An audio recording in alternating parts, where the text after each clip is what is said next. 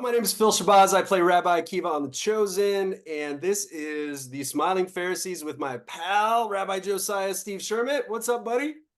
Nice to see you again. This is fun, man. We should keep doing this. We should keep doing this, but everybody, I want to know, fans want to know, have you had pickles in Toledo with Demetrius Troy yet? Has that happened yet? No, alas, poor Demetrius. I knew him well. He's a big Shakespeare actor, so I thought I'd throw that out there for him. That was wonderful. That was wonderful. That is the docu-series that we are all clamoring for, that we are all waiting for. Toledo, what a sitcom that would be. I know. Hey, I'll tell you what's different from this time and the last time I spoke to you. Last time I spoke to you, Steve, I was 49, and now I am 50, dude. Can you believe this? Welcome to my side of the hill, man. Welcome to the dark side. Dude, I'm taking a baby aspirin every day, and I've got a tube of Bando Soleil close by at all times. I'm gonna have a hip replacement next week. It's all really wonderful, wonderful things that are coming here in the future. Wake up every morning when it hurts and say, I am not old. I am not old. And eventually you'll convince yourself. Well, thank you for keeping me young. These conversations keep me young. And this is Smiling Pharisees. This is an opportunity for us to talk with each other and other cast members about The Chosen and celebrate all things Chosen. And Steve, from the very first moment that we had our little conversation and released it on YouTube, we've had folks asking, can you please bring this person on? And we have finally gotten there. And I was timid. I was like, I'm going to wait for season 5. But all of a sudden, this little Facebook thing happened. And I was like, okay, there's a window here to make a request to a guy that I'm a fan of this show. You're a fan of this show. And from the very beginning, I was watching this guy's performance going, this is something special. This guy is doing something very, very important. And he's taking a piece of scripture that you would miss and making it personal and making it real and bringing it to life in a way that creates real and meaningful stakes. And now, Steve, this guy is so important to the story that coming out of season 3, I was all about what's going to happen to this character. Not only is he an amazing actor, he's a wonderful character on the show, a character that we are rooting for and have been rooting for, but he's also got an incredible career, an incredible testimony, and he's an incredible advocate for the SAG-AFTRA union. Please welcome Shaan Sharma, everybody. Hello. Got you, dude. What an introduction. I appreciate it. Look, it's another Smiling Pharisee. How nice. Dude, this is great. This is the Capernaum squad. We're not all here together, but this is the first time Shaan and I were getting a chance to really chat. But you and Steve have had some time on set together, right? From the very first season, yeah, we were in some Capernaum synagogue scenes together. Oh, yeah, that was season 1, episode 4. That cool scene where all the rabbis were standing in a circle talking about John the Baptist. That was a blast. That's right. That's right. And I want to talk about that scene later. I want to ask you guys about that scene later, because to me it was a really important scene as a fan watching the show. But I want to start out with Shaan. We should start out with Shaan here. So Shaan, I know that if fans want to learn more about your career and all the things you've done leading up to The Chosen, man, there's interviews on YouTube out there where you talk substantively.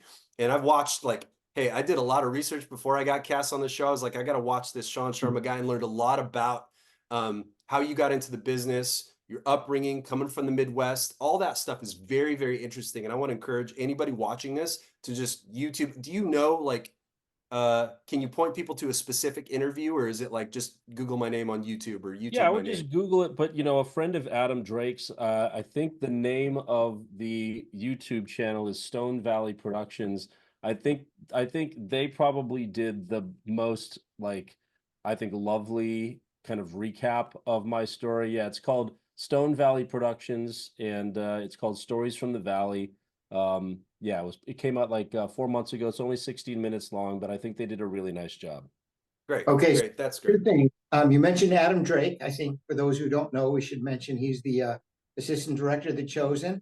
And many other things, does a bang-up job. Everybody loves working with him.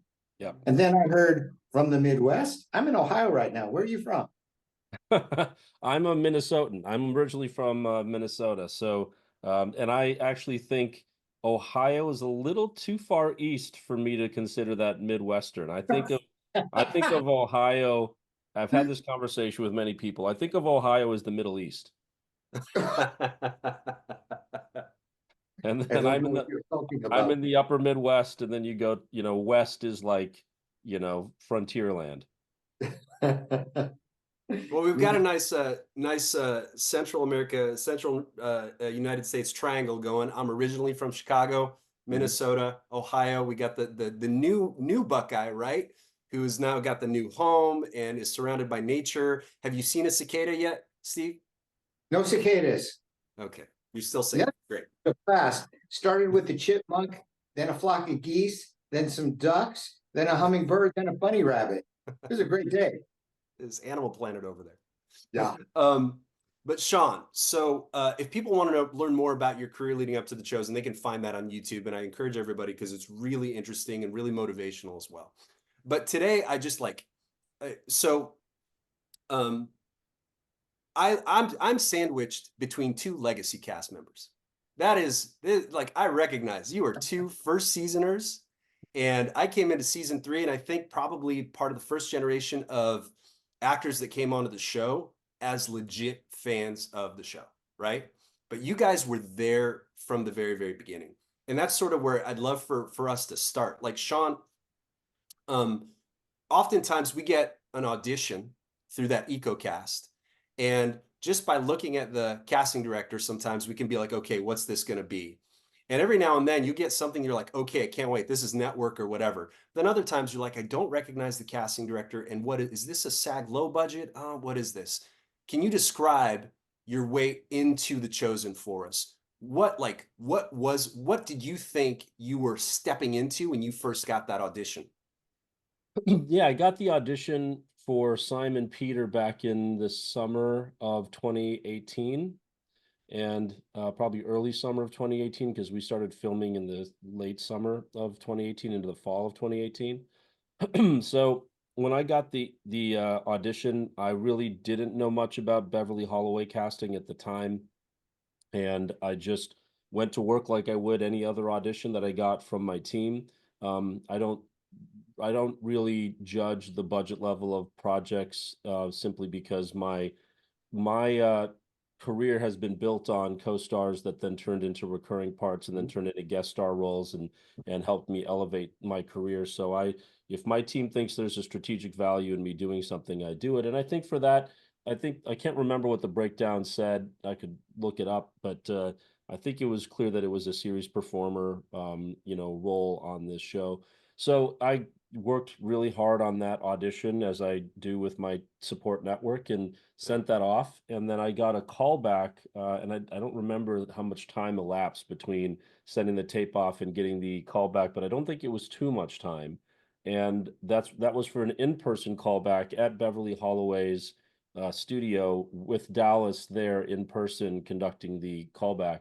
And I actually took my friend with me who had helped me do the initial tape and who also helped me work on this new role that I got called back for, called Shmuel, which isn't a biblical character. So that was, to me, I was kind of thrown off by that. I'm like, okay, here I think I'm auditioning for Simon Peter. Now I'm being called back for a character that isn't even in the Bible. I didn't know if that was a demotion or what that was, but Yeah. I was like, you know what? Whatever it is, I'm excited to be called back. Let's just do our best. And I did my work and my research, and I took my friend Olivia with me, and she was running lines with me right outside of the office until it was my turn to go into the room.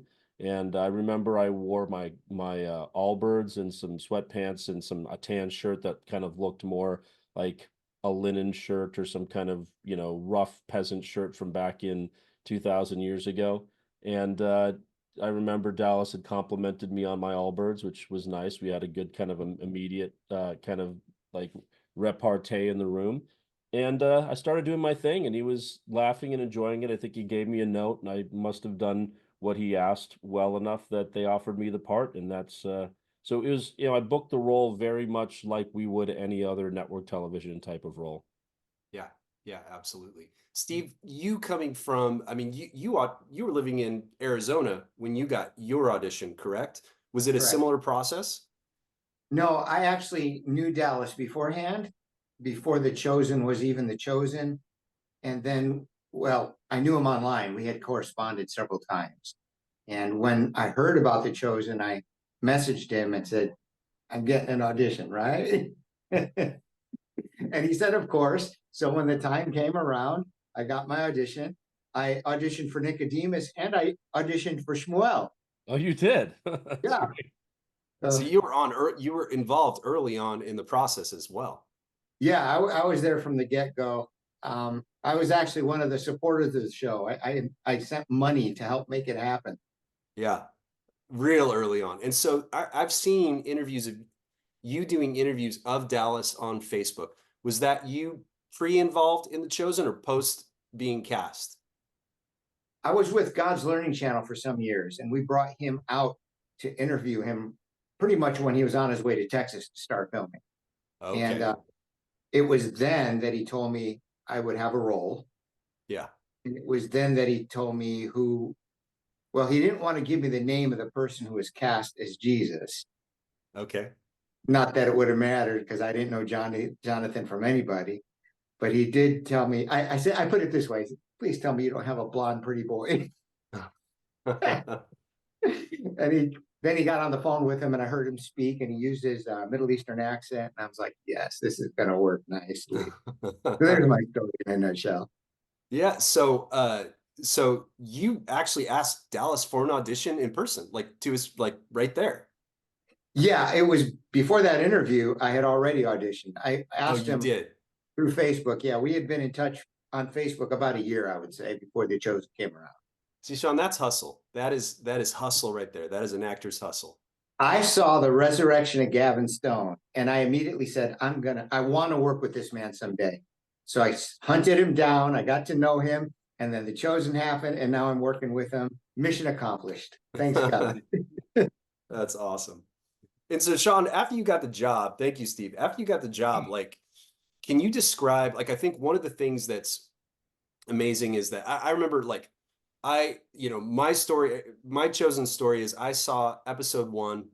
And after a bunch of folks have been telling me, you got to watch this show, finally watched episode 1 and was blown away. This was just pre-pandemic. And it really did change the course of my acting career up until that point, just watching it, not being cast in it. Wow. Because I couldn't believe a show like this existed. I couldn't believe the quality. I was watching a show about the life of Jesus and his followers, where I was creating relationships with everybody I was meeting on the screen. Everybody was human.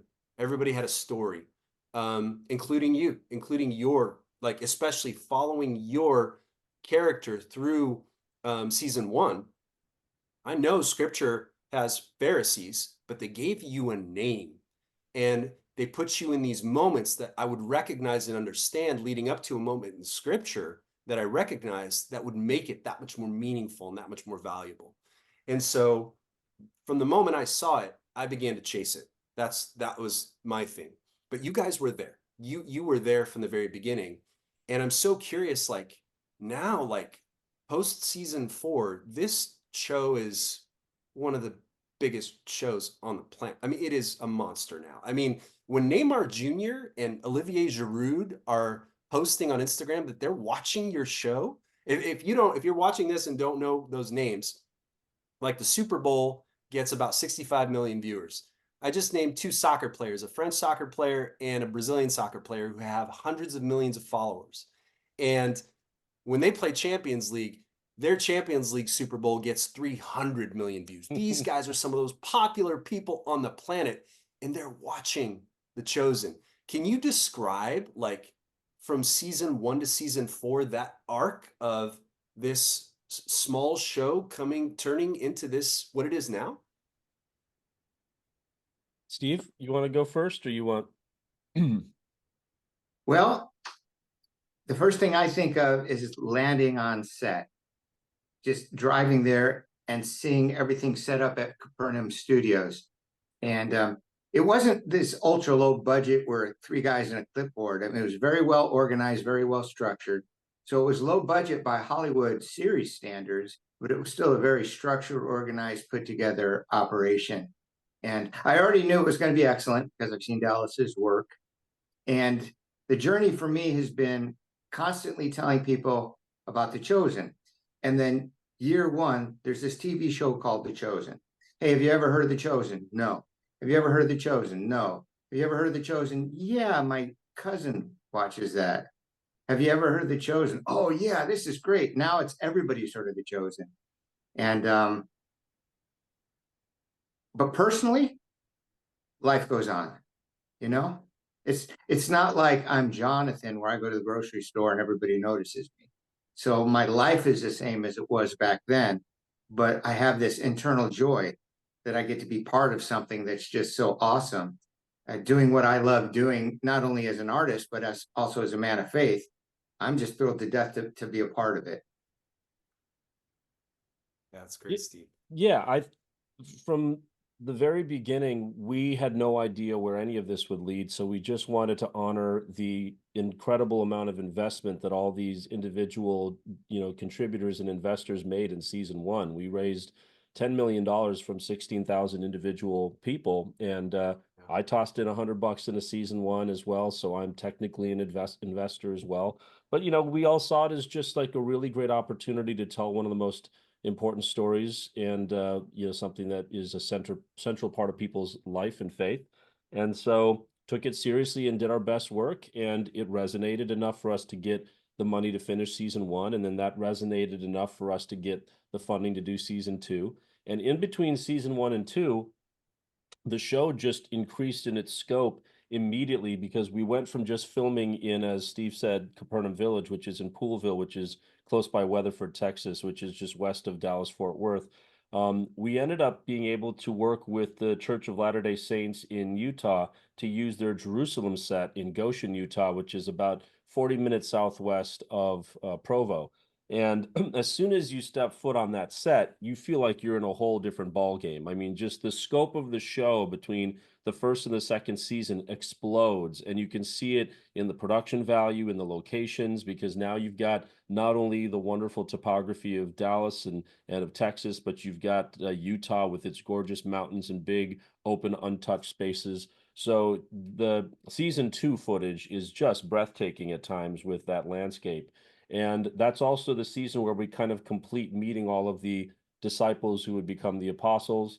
And so it's the season, by the end of season two, we've got kind of the main kind of apostle discipleship cast together. And then after that, as the story continues to expand and we start seeing more of Pontius Pilate and others coming in, that's where we see, expansions of the Pharisee community, of the Sanhedrin, of what's happening in Capernaum, what's happening in Jesus's ministry. And so we added a lot more Pharisees and Sadducees to the mix. And I don't know if you saw this, Phil, on the Facebook post. And for anybody who's wondering what that's about, I a couple times have gone on the Chosen Fan Club Facebook group, which has about 100,000 people that are part of that group, and just said, "Hey, I'm Shaan who plays Shmuel on the show. Ask me anything and I'll answer." And I usually get about 500 or 600 different questions or comments. So I go and I try to answer all of them. And it's an incredible way to connect with the people who support the show, but also I learned so much by how people are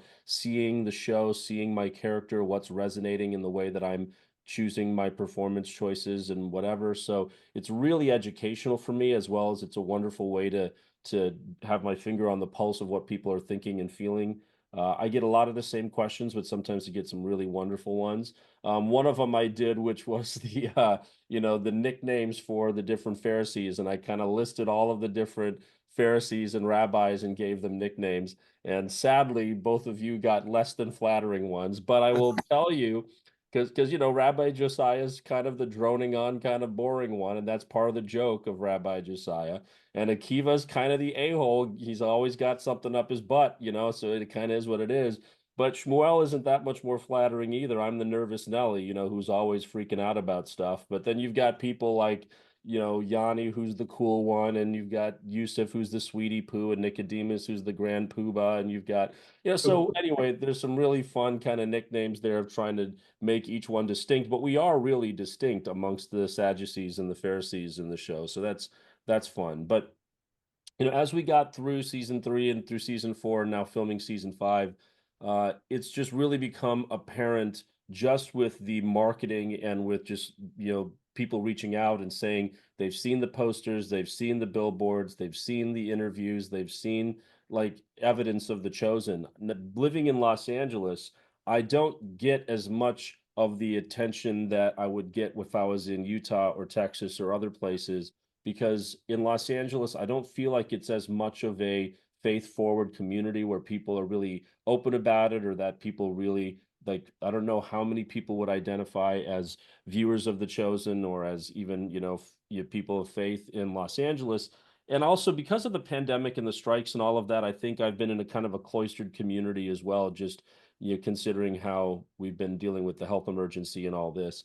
But so it's kind of grown outside of my consciousness and out of my immediate view, to the point where like it's clearly such a worldwide phenomenon, but I have yet to really experience it in my day-to-day life, as Steve said, is something that's really present for me. But where I do feel it is at Chosen Con. When we went to Chosen Con last, I think October, in that hotel Anatole in Dallas, I got the experience of what it must be like to be an A-list celebrity walking around. There was nowhere you could go in that hotel where people weren't coming up to you with stars in their eyes and with big love in their hearts and wanting to just talk to you, take photos with you, show you the cool things that they made that were inspired by the show, tell you their stories. It was absolutely lovely. I loved the attention because it's not my experience every day.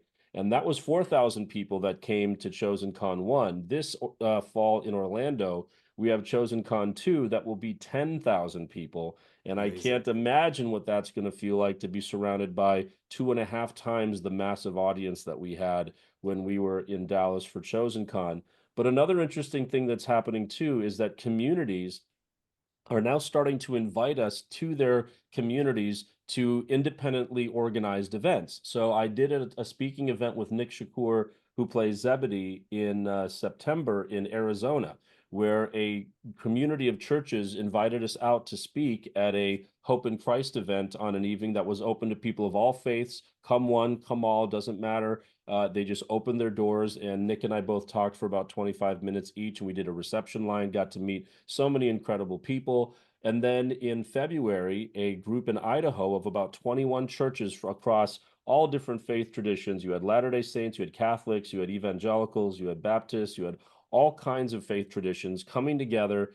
And we spoke in front of 13,000 people at the Ford Center in Boise, Idaho. We generated 50,000 pounds of food for local food shelves.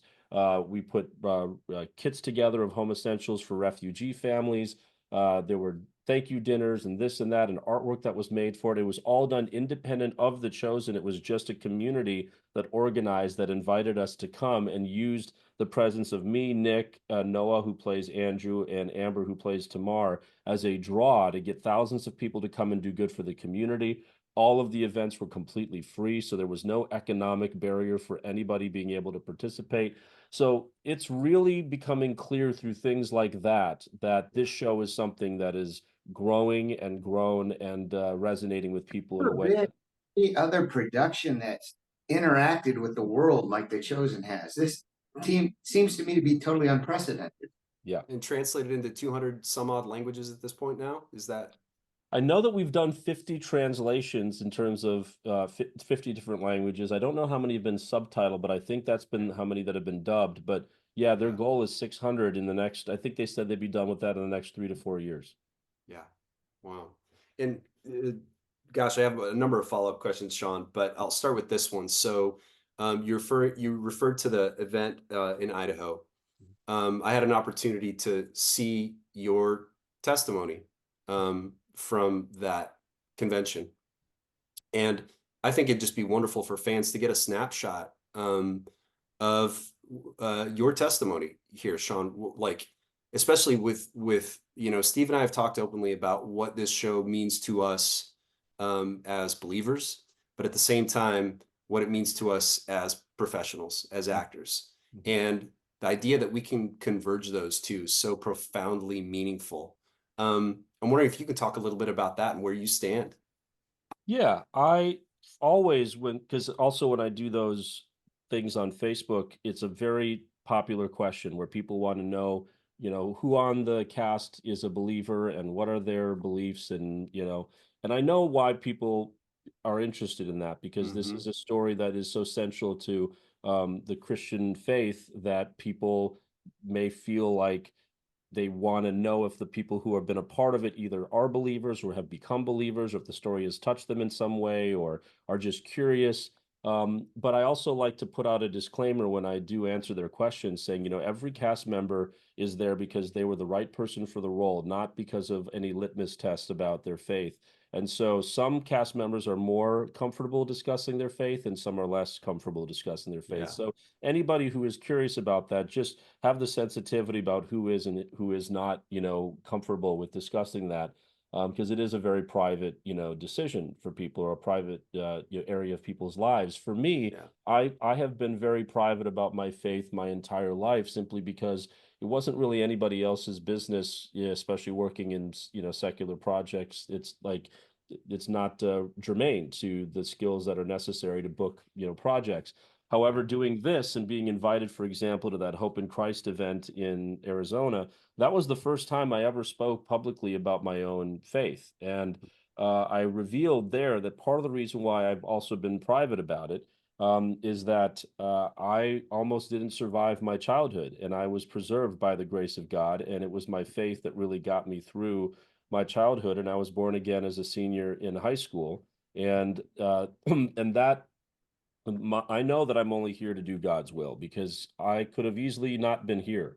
And one of the things I talked about in my talk, both in Arizona but also in Idaho, was how close I came to harming myself. And that is something that affects a lot of people.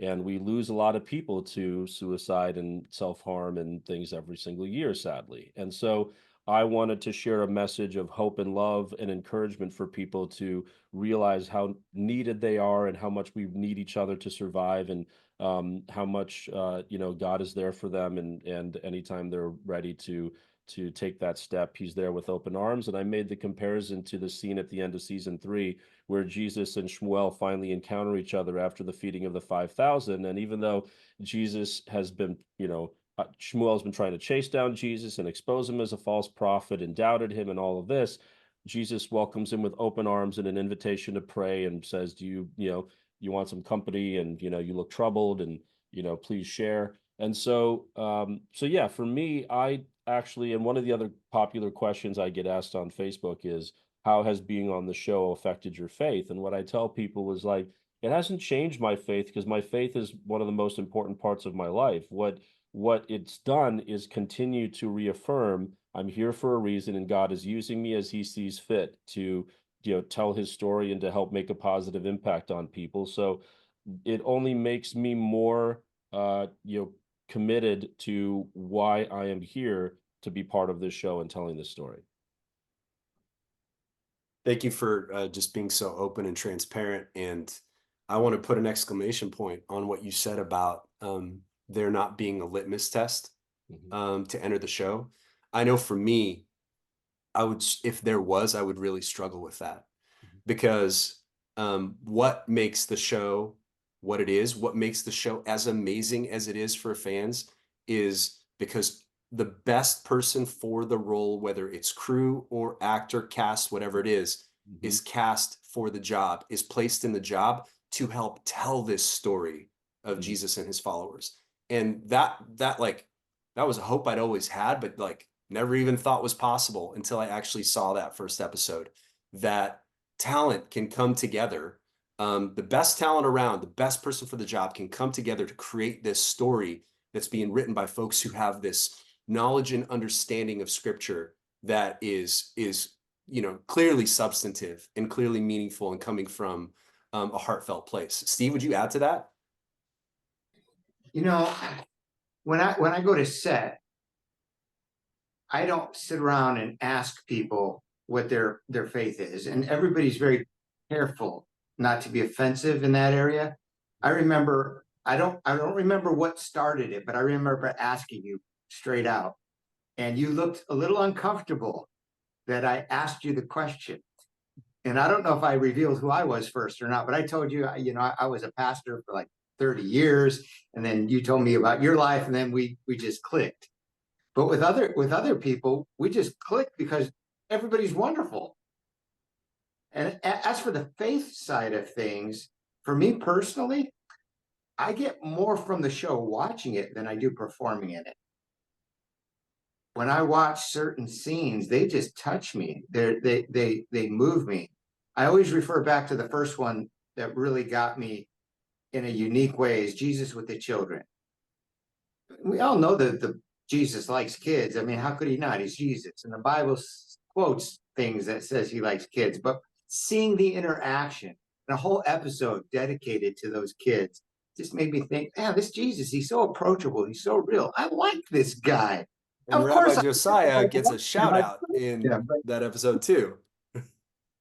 And Rabbi Josiah gets a shout out in that episode as well. and I didn't know it was Rabbi Josiah. But I thank you, Steve. I really like one of the scenes. So one of the things that sort of blew me away about the show when I was initially watching it, and Sean, I ran fast through that first season once I found the show, that these Pharisees, like in scripture, you've got Nicodemus, you've got Caiaphas. I mean, there's only a couple, three names in scripture, but there's lots of moments, right? Now these moments have names with stories and people and personalities. And one of those moments, we referred to it earlier, that John the Baptist moment that you guys have in the synagogue, referring back to John chapter 3, and I think it's Luke chapter 3, where we don't get to see what happened with John the Baptist, but we see the consequences of what happened as Shmuel tells the story to the other rabbis, as then they discuss the consequences, what's going to happen. And I was just like, the writing in this thing is amazing. The writing in this thing is amazing. I just want to say, I think that Rabbi Josiah was a little too dismissive of the warning that I was trying to present in that scene. He was trying to say, oh, it's just a populist message. No, it was incredibly disruptive and offensive that this person was denigrating the hardest working, most devout followers of God's law as passed down to us in the Torah and oral tradition, not something to be just casually dismissed. I would suggest that Rabbi Akiva would agree, and by season 4 has pulled Josiah over to, he's got a clear mind on it now, right? Yeah, you guys brought me over to the dark side.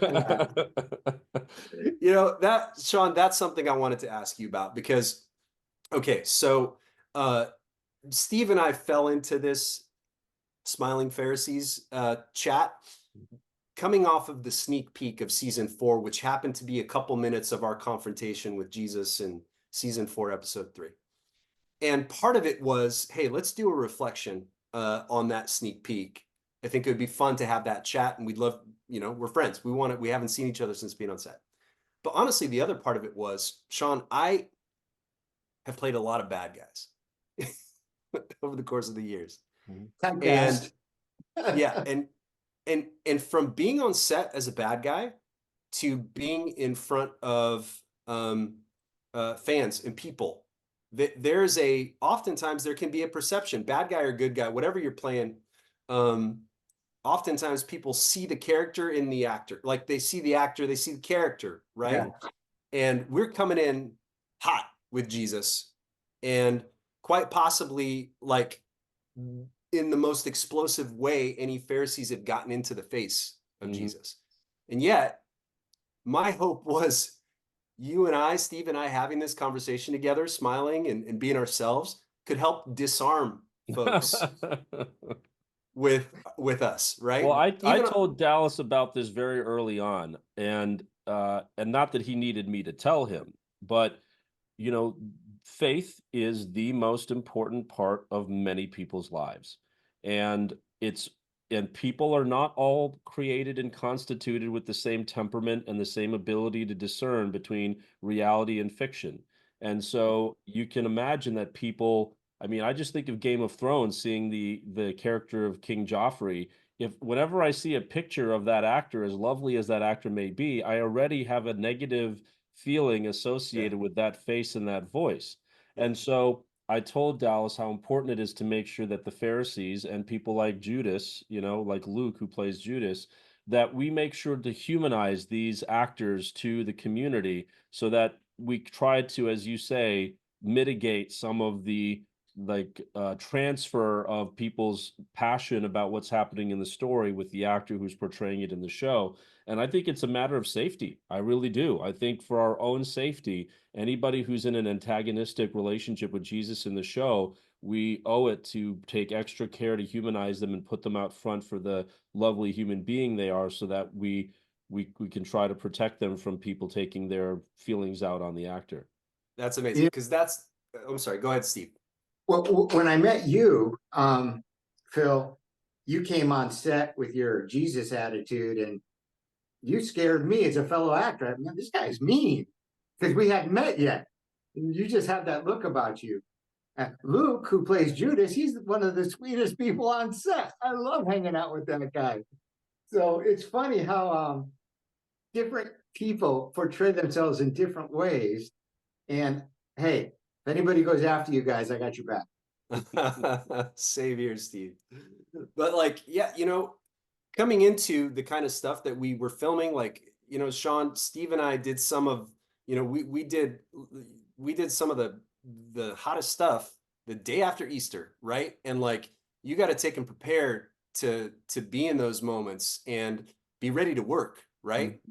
But I've always been conscious. Like, what I've learned is I've learned to be conscious. Like, what I will do is, even on set between takes, I wear my baseball cap. A baseball cap is disarming, right? Um, I've always, like, if I have a lot to do, I want to stay focused on what I'm doing till it's done, and then we can laugh. But if I don't have a lot to do and other folks don't have a lot to do, I try and engage in conversation just to even disarm on the set. And I was just curious, like, Shaan, you were probably the first person who had to sort of, you know, put some guardrails up and Mm-hmm. think about these kinds of things, because you were the first Pharisee really coming after Jesus. Mm-hmm. And it sounds like you were thinking about this stuff really early on. Yeah, you know, Brandon, who plays Quintus, and even, you know, Kirk, who plays Gaius, you know, they were Romans and they were antagonistic, but you also kind of knew that they weren't really trying to persecute Jesus. They didn't know any better. You know, they were just trying to keep the population under control.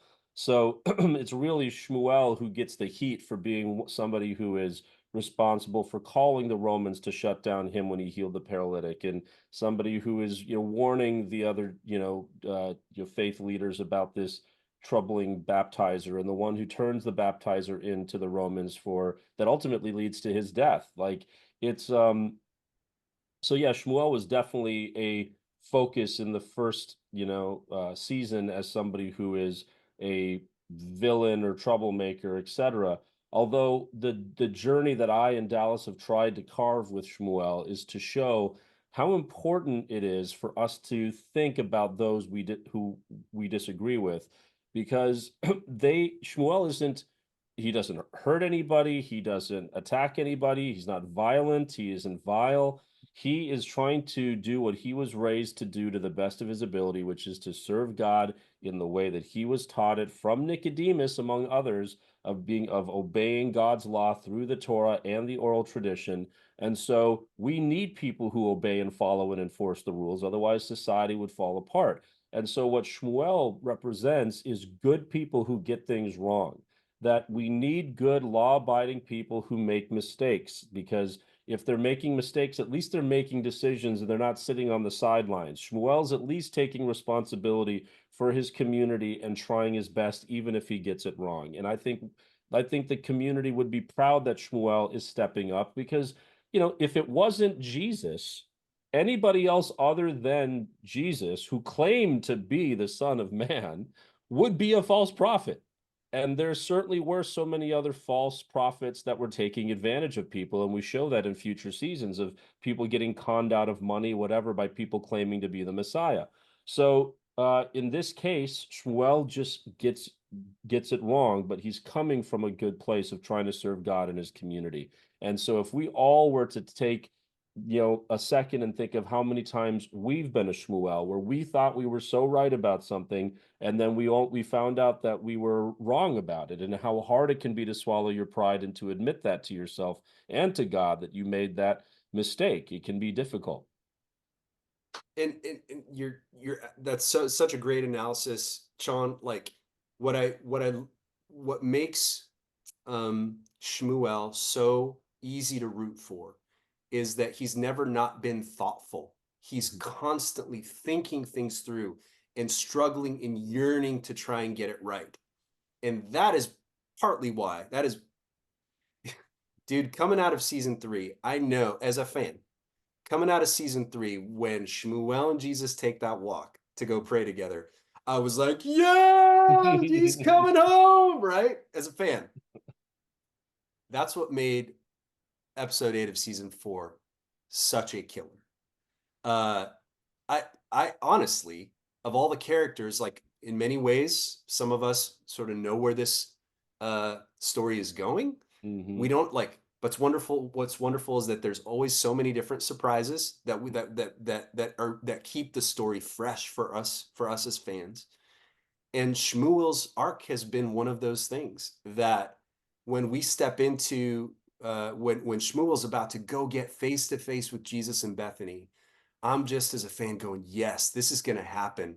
And then all of a sudden I see Mary's buying the perfume, and then I'm like starting to put 2 and 2 together, knowing what I know about that verse. And I'm like, no. And then it happens. And then I just was crushed. I was absolutely crushed You when know you what's left. funny about that scene? I'll tell you a couple things about that. One is Catherine Lidstone, who plays Mary of Bethany, is one of my best friends, and she actually did her audition tape right there off camera in this No living room way. space where I do my tape.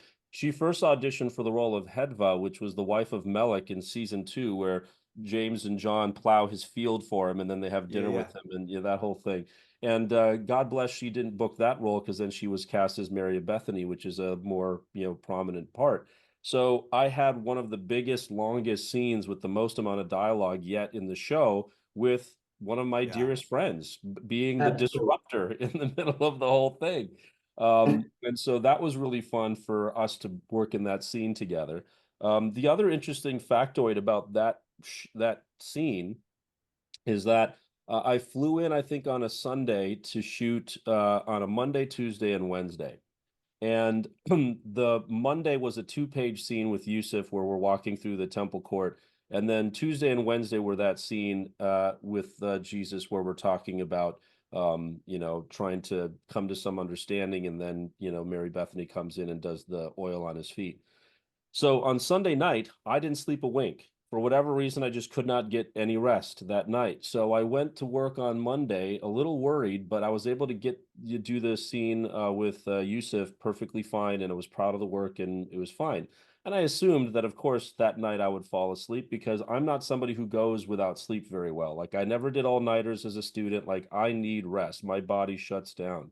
And for whatever reason, that second night in a row, Monday night, I could not get even 15 minutes of sleep where my body just like conked out for a second. So I'm going into Tuesday a little bit panicked because I've never been in this situation in my life where I haven't been able to sleep 2 nights in a row. So I'd done all my work. I was prepped. I did whatever I needed to do to make sure the words were there, the blocking was there, the choices were there. And surprisingly, and I give this up to God, not to my own strength, I was able to function well on Tuesday to do my job, but I could feel in the back of my head and my mind that I was on fumes. And I ended up going to Dallas and saying, hey, man, if there's any way you can do my coverage tomorrow, because it was already going to be a 2-day shoot anyway. I said, if you can come to my coverage tomorrow, I haven't slept in 2 nights and I'd really like another shot to get rest tonight. And he's like, okay, we'll see how things go. And it ended up working perfectly fine that they could do my coverage on the Wednesday. So we wrapped at like 6:30, 7 o'clock on that Tuesday. You guys know Brad Fogarty, who's our talent coordinator on the show. His son, Jason, went and got me melatonin gummies. And I took a couple of those at the hotel. No screens, no food, nothing. I just laid in that bed and waited to sleep. And I actually got a good night's rest. So when you watch the scene, when you see my coverage, It's on the Wednesday where I was well rested and I was able to really just do my work without that stress of not having slept in a couple of days. Oh my goodness. Oh my goodness. I, Well, I don't know I about you guys. Do you guys get like the jitters before you shoot where you're excited and it's hard to sleep the night before? Steve? I have a hard time sleeping anytime I travel for any reason. Mm-hmm. But I get the jitters big time before the first take.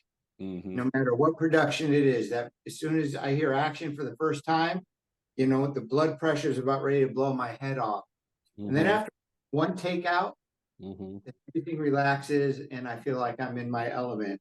Mm-hmm. But I have never gone with 2 nights without sleep. We did one night shoot. We did a night shoot.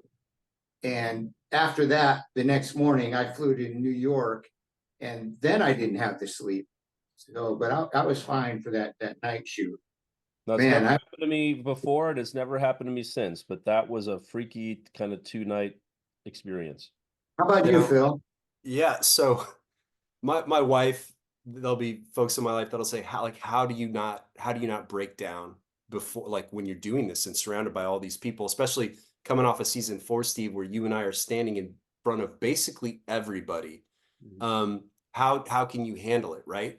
And I tell folks there's not many things left that make my blood pump as hard as the moment before the director says action. I love that moment. I can't wait for that moment. And especially like, I hear you, like when you come out and it's usually during the rehearsal time, like the rehearsal is the first words that you're going to say to each other. Usually that's where I sort of get out my jitters. And then after that, we get, it becomes pretty smooth. But so Steve and I Steve and I shot our blind man in the synagogue scene. And then I had a monologue thing that I shot later. Our call time was like at 5:30 to get prepped for that day. It was the day after Easter, which would have been April 10th, that Steve and I had to say the worst things about Jesus the day after Easter.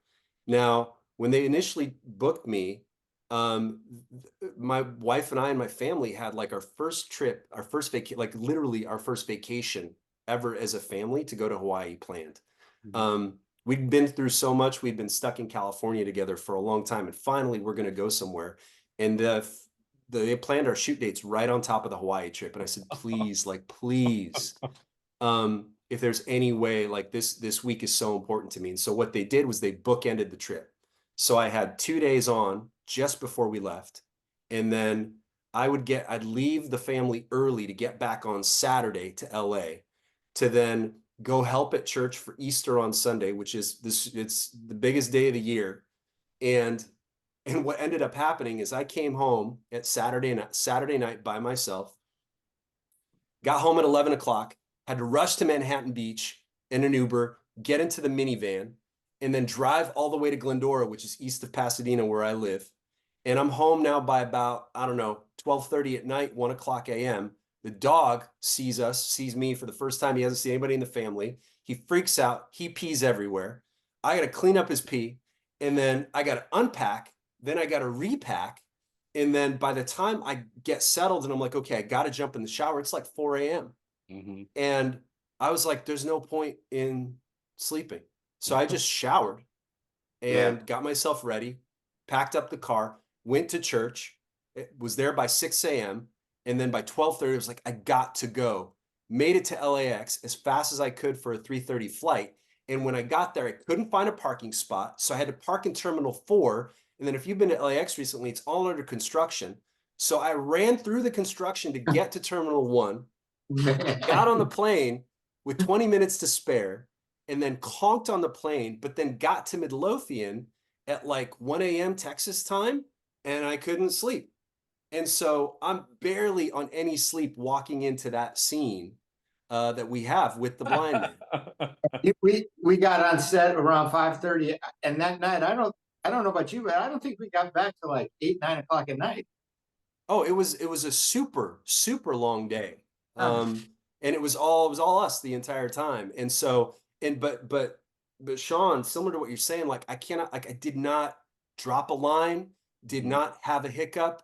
I don't even recall getting a note from Dallas. Like, it was as smooth as it could have gone. And I was like so grateful. And Steve, of course, those scenes turned out so great.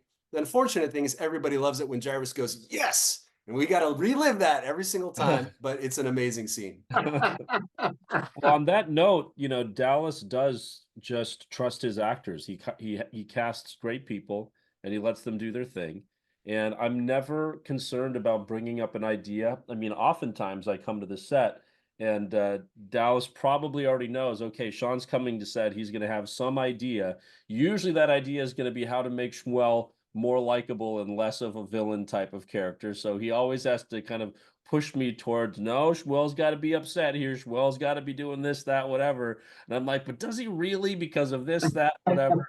Because, you know, I'm trying to find the balance between him being like the Darth Vader of the show and him being the Anakin Skywalker of the show. And so anyway, so it was it's he's always open to my ideas, and sometimes I'll even now, which I've never done before because I haven't been a series performer on a show before, where I'll actually sometimes read something in the script and then I'll write him an email being like, you know, I would love for us to consider having a different line here. Maybe I could say something like this, or maybe I could make this point because this doesn't quite feel like something that Shmuel would say here or whatever. And sometimes he's like, no, got to take one for the team. That's what it is. Or like, hey, this is, you know, this is a reasonable point here. We can totally do that. So that feels really nice to have some input to be able to help guide the story. But even with some of the language that you would read in the script where you're like, oh, this is how Shmuel would say this line, it's been so fun to be able to find choices that still communicate what needs to be communicated, but do it in a humanizing way where people can see that there's more behind his heart than just upset with stuff. So, so this has been a very creatively freeing and expanding, you know, job to have. So collaborative, like Yeah. so collaborative. And you know, so Shaan, the I loved some of those early scenes, I think in season 1 and 2, where Shmuel and Yanni Mhm. are they're detectives. They are playing detective. And I remember that scene with Shammai where you're going back and forth trying to figure out ways, and like the language is complicated and was only a precursor to what you do in season 4. I mean, you take and humanize the Sanhedrin by making it a place of politics. Mhm. And I don't think, Steve, I'll bet you, I'm sure you'll agree, anyone has more complicated dialogue than you do in those scenes. Dude, Yeah, I think I have probably, other than Jonathan, maybe the most complex dialogue of any other character on the show. You know, I'm constantly chewing over all kinds of political and scriptural, you know, details and stuff. But I take that as a wonderful sign of the writer's confidence in my ability to be able to handle that kind of complexity. And I think Shmuel is the right person in the cast to reveal that. You know, like it's because of being a non-biblical specifically written character, they can take more liberty with what they have me do and say to help flesh out the world than they might be able to with others, because when they put words into the mouths of biblical characters, there's even more sensitivity about what it is that they've decided to take liberty with. So so anyway, I think that I'm a good person to say some of that stuff, especially within the Sanhedrin. um is if they gave Nicodemus some of that stuff or whatever, people would be even more sensitive about all of that. yeah. But I also just love, you know, like, and I'm sure you guys are like this too, but I love language. I love to act and I love juicy text and I love to figure out how to take these complex things we're talking about and make them really comfortable in everybody's understanding about how this must have, you know, how this must have felt back then. And I also really like that they humanized the Sanhedrin to show you had all different personality types in there. You had people that were, you know, more reasonable, people who were less reasonable, people who were hotheads, people who were a little more scared, people who were like, you know, secretly supporting Jesus, people who were open-minded, people, yeah. So it's, I thought that was really fun to kind of show that things aren't that different today than they were 2000 years ago. It's not only fun, it's really interesting. Mm-hmm. And it also like it opens up this whole world Mm-hmm. into like we know where things are going, and watching like it helps put the puzzle pieces together as we get closer and closer to 5, 6, and 7. And I wanted to ask you, Shaan. So Steve, have you had a chance to work with Wasim, who plays Yanni? Was he in any of your scenes? No, we have not met. We haven't worked together. Okay, I've only just met him. Haven't had a chance to work with him. But Shaan, I love watching you guys together. I think Yanni, he does two things. He is both at the same time can be so dangerous. And at the same time, the guy cracks me up because everything he says is a proclamation. Why are you doing Shmuel, why don't you take the perfume? Why you deserve to have the clothes. Yeah. He cracks me up, man. Tell us a little bit about your relationship with Wasim, who's so good, and a little bit about Shmuel's relationship with Yanni. Oh God, I love Wasim, and I love our kind of relationship on the show where he's kind of my, like, when in another movie where the hero goes to some place and there's a guide there to kind of give him a tour of the place and be his driver and make sure he doesn't do anything that upsets the locals. That feels like Yanni to Shmuel, like Yanni's there to make sure Shmuel doesn't screw anything up as he comes to Jerusalem from his little podunk Capernaum village. And so Yanni cracks me up all the time, whether it's like him rushing through the prayer when the first scene that we meet him in the marketplace when he just can't wait to go eat, to the time when we're meeting with Shammai and he's just yelling out in between eating, degenerates, whatever, like, and I think people are going to get a sense of how funny like Wasim is when they watch The Promised Land, which he plays Moses in now, which is Mitch Hudson, who also is one of the assistant directors on the show, has his own like The Office style comedy based on Moses in the desert, and Wasim plays Moses. So you can kind of see how funny he is even from that. But you see it in our show plenty, and he's always the guy who's like he doesn't really think about, like, he's ambitious, but he goes about it in the wrong way. So he's never ascended to the Sanhedrin yet. He's not one of the 72 chairs of the Sanhedrin. So Shmuel moves past him, and then so does now Yusuf moves past him on the totem pole. So yeah, Yanni is somebody whose mouth gets him in trouble. He is dangerous just because he is a stickler, just for the law, and he's ambitious, but he's also kind of like he's just kind of like a bro, he's kind of like the bro Pharisee. Oh, I'm loving Yanni. I love, like I said, I love when you guys are on screen Well, and together. we love working together, and our love language is ragging on each other when we're working together, because you can only say, dude, I love you so many times before it gets old, so Yeah. we're constantly finding new ways to pick on each other. And I'll tell you who else loves Yanni. Akiva is loving Yanni too. I know they've got a great relationship behind that we have not seen yet, That's right. but It's they've got a coming. great relationship together. Uh, Oh, that's amazing. And quickly, if you have not seen The Promised Land, you can just on YouTube mhm. pull up The Promised Land. Yeah, Wasim is Moses, and it is basically following Moses and the Israelites to the Promised Land, but it's done in the style of The Office or Parks and Rec. And Steve, have you seen it? It is so funny. Yeah, I was trying to categorize it. It is kind of like The Office, but I don't know. It's half serious and half humorous and all satire, and I don't know. I don't know where to pigeonhole it. Yeah. And you can see another smiling Pharisee on it. Brad Culver, who plays Zebediah in The Chosen, also is in The Promised Land. He's in season 4, or does he come in season 3? Yeah, he definitely is in season 4. I can't remember if we see him at all in season 3, but I definitely, yeah, season 4 for sure. Yeah, awesome. He's just Well, like he's like the hardliner. He's the very intense, like, he's the very intense Pharisee.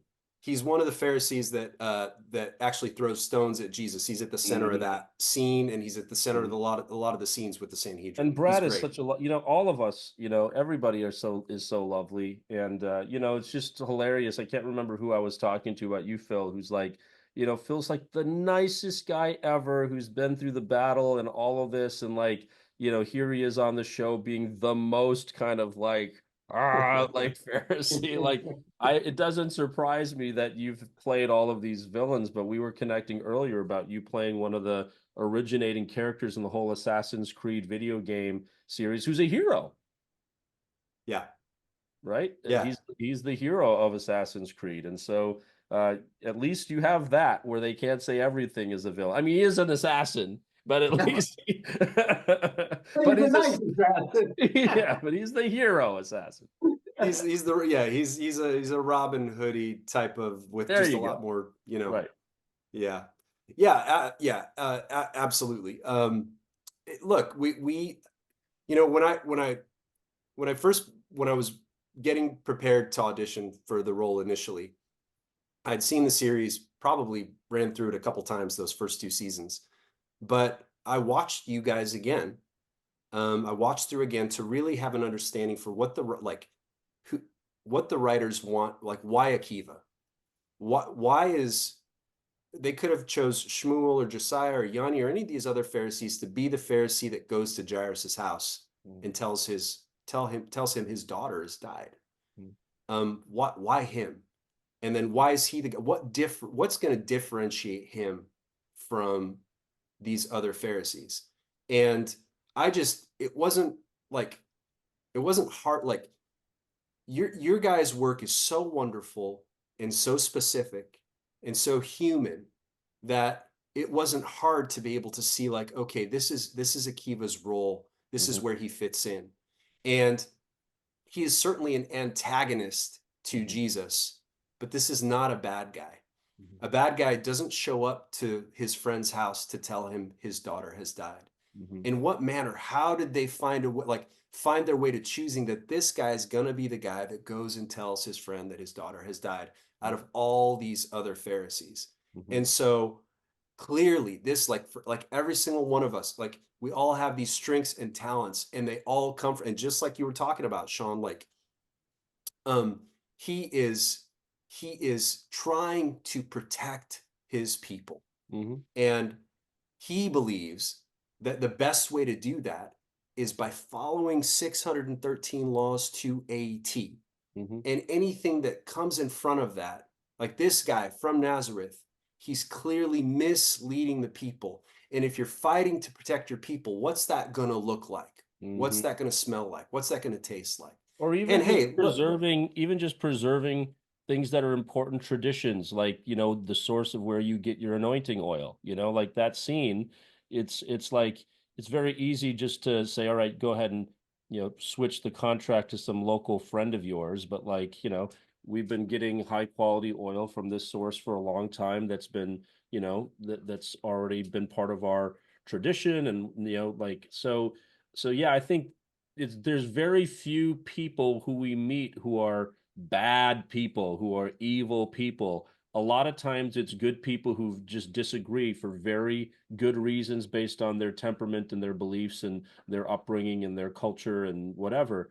And I think that's what's really hard for people to deal with, because we want things to be simple, and very few things in life are simple. And so what The Chosen is doing with this story that has, for many people, been presented to them like the Pharisees are a very simple antagonistic group. They have these biblical roundtables that you can watch where they have a messianic rabbi, a Catholic priest, an evangelical pastor who talk about the show and talk about how scripture applies to it. And they're also the advisors that try to advise on how to not contradict scripture with what we do in The Chosen. And Pastor, I think it was Huffman who said that, the Pharisees were the kind of the people looked up to the Pharisees in that day. They were the religious leaders. They had to demonstrate so much expertise with Torah. They had to impress their rabbis to be able to go from students to being rabbis. And so if Akiva is a rabbi, he didn't end up there because he's an evil bad guy. These writers are so brilliant. I'm not sure how aware you guys are of the history of anti-Semitism, but a lot of the reason, the excuse anti-Semites have given over the years was their relationship with Jesus, betraying Jesus, and so on and so forth. And so Jewish people have been blacklisted, blackballed, and maligned because they're the Jew haters. I mean, the Jesus haters. Mhm. And so we've got the chosen now portraying Jewish people, even the Pharisees, in such a way that none of these anti-Semitic tropes are being presented. It's being done in a human, realistic fashion. And I think they are doing a great service just to the Jewish community by humanizing these historical demons. I'm so impressed with them. Yeah, I Steve, totally. are you Jewish? I am Jewish, yeah. So, our show, at least the way Dallas describes it, is like it's a Jewish show. I mean, what we're seeing is Jewish traditions and Jewish history. I remember seeing an article written by an Orthodox woman, I think from Israel, who Mhm. talked about the show. Mhm. And boy, I was pumping my fist up in the air. She Mhm. had no interest or no investment like I do, because I'm Jewish, but I also believe in Jesus. She Mhm. doesn't. She thinks the show is fabulous, and she encourages other Jews, including Orthodox Jews, to watch it. Mhm. Walking a tightrope and doing something that so rarely has been done. I'm just so impressed with it. So thankful for it. Yeah. Oh, it's so great. And yeah, like another thing to think about is none of us wakes up in the morning wanting to be the bad guy in the day. Mhm. None of us does. None of us wakes up in the morning twisting our mustache trying to figure out how to hurt people. Mhm. Um, and yet we've been that guy where just one moment can screw up the rest of the course of our day. One person being mean-spirited to you, one person neglecting your value can string you off, right? And that is, I really truly believe the approach to these characters is that there's no bad guys here. Um, there's nobody twisting their mustache in the background. There's humans who are fighting for what they believe and trying to understand how to just make their way through life. And that's oftentimes us, right? Which is just a reminder for all of us to echo Shaan's words, not be a Shmuel, to not be an Akiva. You can be a little bit Josiah, but not all Josiah, right?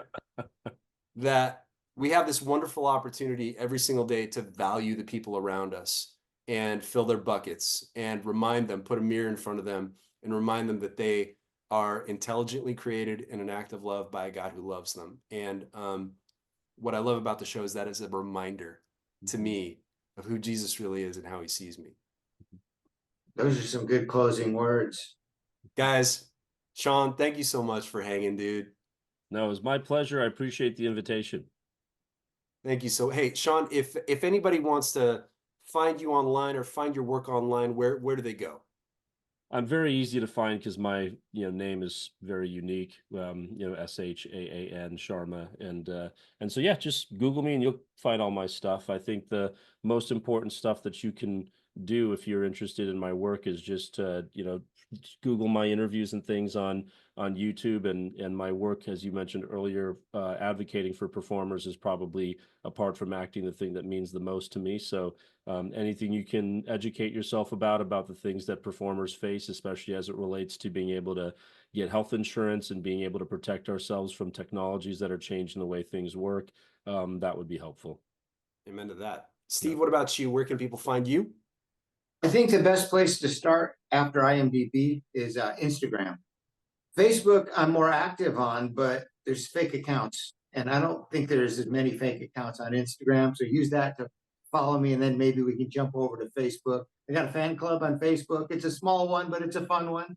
So we'd love to have you there too. Steve Shermett, fan club, Rabbi Josiah. And you're right, Steve, there's a massive, and Shaan talked about this earlier, there's a massive community on Facebook of Chosen fans. If you're watching this and you're not part of it, there's a conversation that's happening all the time. And I'm on there as well, and I'm on Instagram as well. However you find us, continue to watch and support The Chosen. Guys, this has been a wonderful conversation. Shaan, Steve, thank you so much for hanging out today. Thank you so Appreciate much. you guys. Glad to be here. See you soon. Blessings. Bye.